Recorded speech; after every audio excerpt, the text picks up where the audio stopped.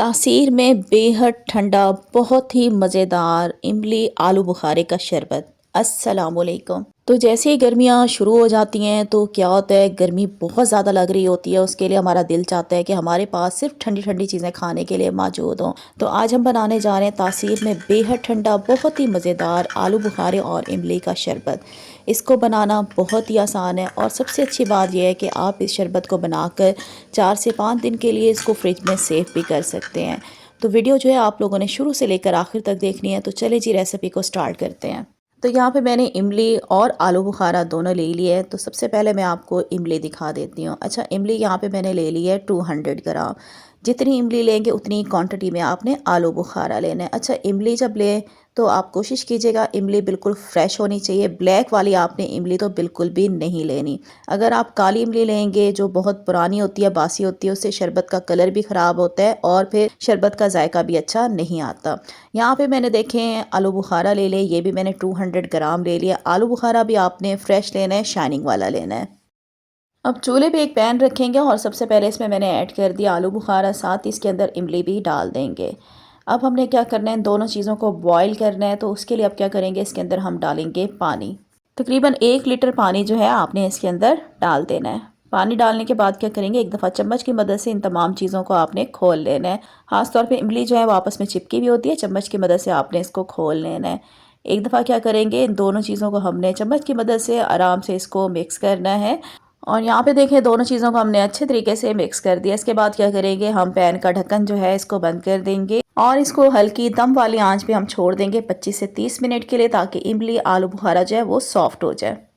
और यहाँ पे तकरीबन 25 से 30 मिनट के बाद हमने पैन का ढक्कन जो है खोल दिया है और यहाँ पे एक दफ़ा इसमें हम चम्मच चलाएंगे। अब क्या करेंगे, इसको हम स्पून की मदद से एक आलू बुखारे को उठा के चेक कर लेते हैं कि आलू बुखारा जो है वो हमारा सॉफ्ट हुआ है कि नहीं हुआ।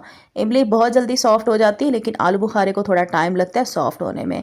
तो यहाँ पे देखिए आलू बुखारा ले लिया और चम्मच की मदद से इसको हम चेक कर लेते हैं। तो जी बिल्कुल बिल्कुल परफेक्ट तरीके से हमारे जो आलू बुखारे हैं वो भी सॉफ्ट हो चुके हैं। तकरीबन 30 मिनट में जो है ये दोनों चीज़ें जो है इमली आलू बुखारा सॉफ्ट हो गया है। तो बस अब क्या करेंगे, इसको हमने ज़्यादा और नहीं पकाना। तो चूल्हा हमने नीचे से इसको बंद कर देना है।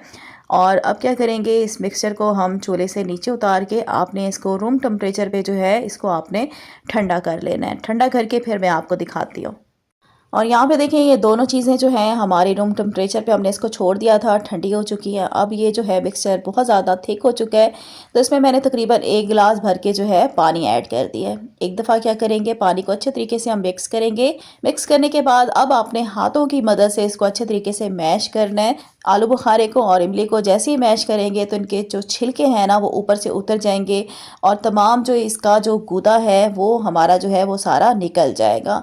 अच्छे तरीके से इसी तरीके से आपने हाथों की मदद से इसको दबाना है और इसको जो इसकी गुठलियाँ सीड्स वगैरह हैं वो हम अलग एक बॉल में निकालते जाएंगे। तो इसी तरह से हम क्या करेंगे, सारी गुठलियों को अच्छे तरीके से मैश करके इसके अंदर से सारा गूदा निकाल के फिर मैं आपको दिखाती हूँ। और यहाँ पे देखें हमने गूदा जो है इसको अलग कर लिए हैं। बाकी जो इसके अंदर जो इमली की सीड्स वगैरह थे, इमली आलू बुखारे के, वो हमने अलग कर दिए हैं। वो अभी हमने ज़ाया नहीं करने, वो काम में लाएंगे कैसे वो बाद में बताऊंगी। यहाँ पे देखें अभी भी इसके अंदर जो है कुछ मोटी मोटी चीज़ें जो है वो मौजूद हैं इमली आलू बुखारे की।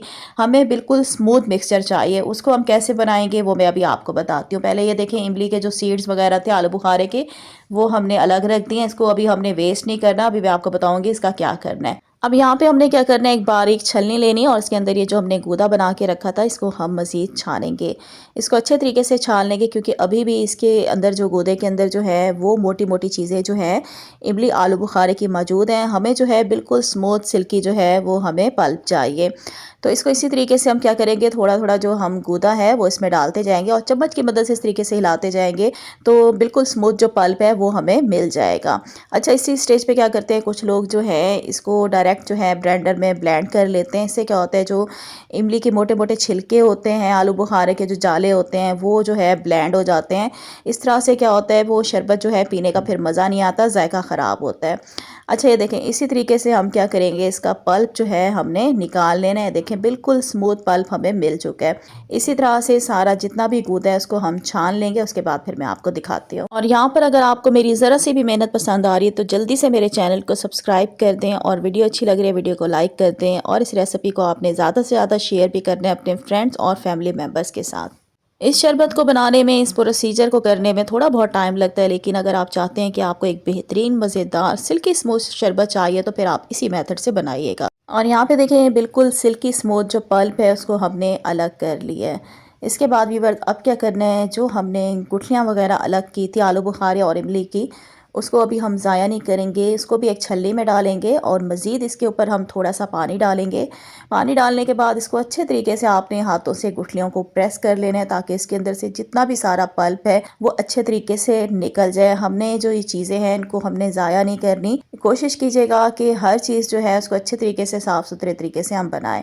तो यहाँ पे देखिए मैं इन सीड्स के ऊपर थोड़ा थोड़ा पानी डाल रही हूँ और हाथों से मसल रही हूँ, ताकि अच्छे तरीके से इसके अंदर से सारा जितना भी पल्प है वो निकल जाए।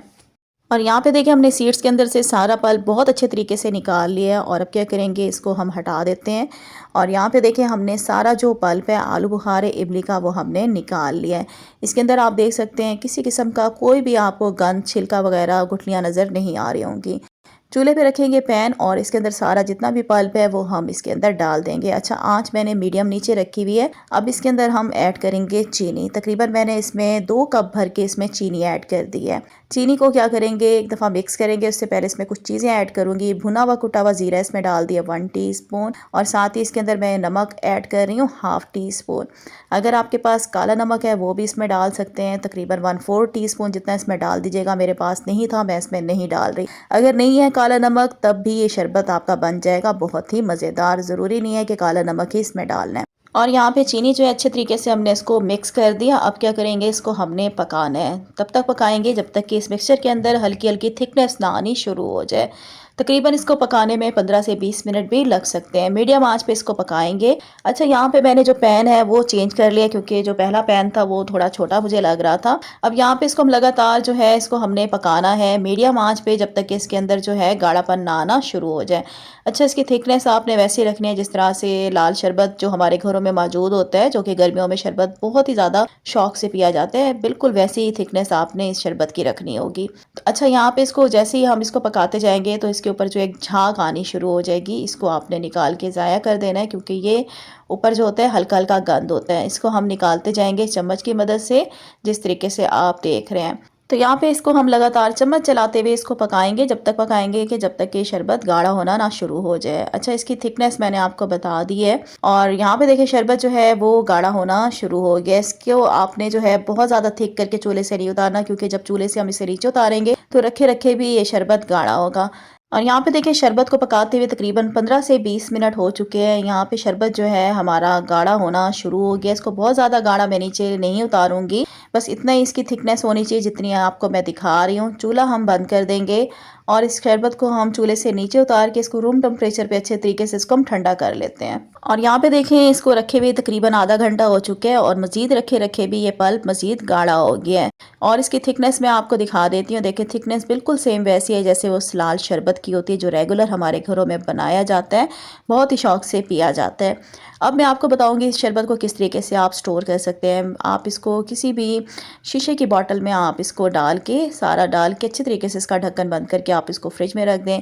1 वीक के लिए ये बिल्कुल आराम से स्टोर हो जाएगा। जब आपका दिल चाहे आप इसको बना सकते हैं। और अब मैं आपको बताने जा रही हूँ कि इस गाढ़े शरबत से आप किस तरीके से शरबत जो है वो पीने के लिए बना सकते हैं। आपने एक बाउल लेना है, उसमें आपने पानी डालना है। तो मैंने इसमें तकरीबन 2 गिलास भर के पानी ऐड कर दिया, और 1 कप भर के इसमें हमने इमली आलू बुखारे का पल्प ऐड कर दिया। ये जो मैं शरबत बना रही हूँ अभी फ़िलहाल मैं इससे जो है 4 गिलास बना रही हूँ शरबत के। अच्छा, इस दोनों चीज़ों को अच्छे तरीके से मिक्स करेंगे। अब इसमें हमने डाल देनी है हस्बे ज़रूरत बर्फ़। बर्फ़ डालने के बाद इसको अच्छे तरीके से मिक्स करेंगे, ताकि जो हमारा शरबत है बिल्कुल चिल्ड हो जाए। जब तक ये शरबत ठंडा नहीं होगा तब तक इस शरबत का पीने का मज़ा ही नहीं आना। तो अच्छे तरीके से हम बर्फ़ को मिक्स करेंगे।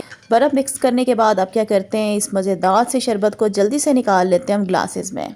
तो लीजिए जनाब, ठंडा ठार मज़ेदार इमली आलू बुखारे का शरबत जो है सर्व करने के लिए तैयार हो चुके हैं। आप इसको ज़रूर बनाइएगा, तासीर में बेहद ठंडा होता है, मैदे में जो गर्मी होती है, जलन होती है, उसको दूर भगाता है और इसके अलावा जो है लू से भी ये हमें बचाता है। इसके बेशुमार फ़ायदे हैं, इसको ज़रूर बनाइएगा। मेरी रेसिपी से अगर आप सेम टू सेम बनाएंगे तो इंशाल्लाह आपका शरबत बिल्कुल परफेक्ट बनेगा। उम्मीद करती हूँ वीडियो अच्छी लगी होगी। वीडियो को लाइक कर दें, चैनल को सब्सक्राइब कर दें। इंशाल्लाह बहुत जल्द न्यू रेसिपी के साथ आऊँगी, तब तक के लिए अल्लाह हाफिज़।